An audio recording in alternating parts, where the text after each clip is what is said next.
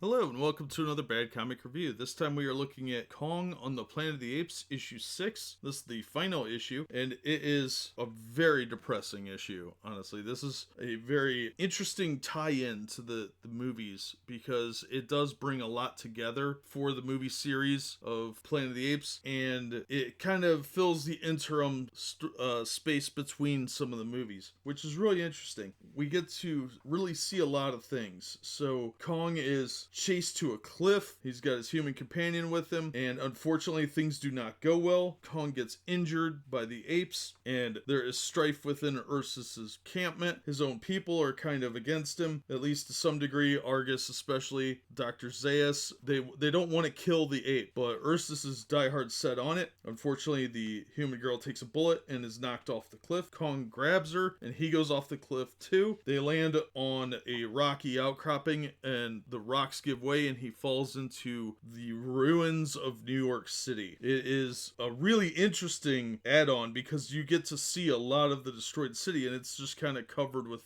dirt, effectively. Probably from a nuclear explosion or something, kicked a dome full of dirt over part of the city. Meanwhile, Lucius and Milo are at the shoreline of the Forbidden Zone. Something comes up out of the water, which ties into one of the movies. I don't want to give too much away, but you do see it in one of the later films. I believe it's Escape from the Planet of the Apes. Kong is severely injured. The girl tries to lead him away, and things get really interesting at this point. I can't tell you too much, but it's not what it seems. Everything that you're seeing from this point on, from Kong getting up, is not what it seems. It's similar, but it's not quite. Now, the apes go down and rappel down into the hole, and they are kind of confused what's going on, but suddenly they start seeing frightening images of Caesar's statue with the eyes bleeding and crazy stuff like that. So they fall back and kind of, I believe the word retreat is used when run for your lives probably would have been better. Meanwhile, Zaius is explaining to Cornelius and Zira that they are going to pretend that nothing happened. They're going to ignore the whole thing. Well, Zira and Cornelius know their time is incredibly limited. They got to get out of here because Zaius is a schemer, and they decide to take off. And that's when Milo shows up and says, "You've got to see something in the Forbidden Zone." So meanwhile,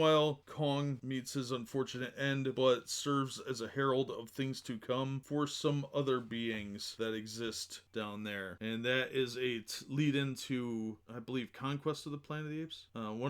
It's a lead into one of the final movies of the series that features Taylor, and it is a really depressing ending, but it's a very fitting ending to the story. It's kind of bittersweet because this is so well done that you actually care what happens to Kong and his human companion, and it's just tragic all around. So it is not a happy ending, but it is an ending that fits well within the Planet of the Apes theme, within the movie series, and the characters are handled very well, very respectfully. None of this is done with laziness or ill intent, I don't think. So this was written by Ryan Ferrari, illustrated by Carlos Magno, colors by Alex Gutierrez, letters by Ed Dirkshire, cover by Mike Huddleston, and the assistant editor was Gavin Gronenthal, edited by Stefana Pleben. And this was a great series. I highly, highly recommend it. Even if you're not a huge Planet of the Apes fan, if you're a Planet of the Apes fan, this is really a must-have. I think this is a great addition to the series. It's a great story. It was a lot of fun. I'm sad that it's ending because it was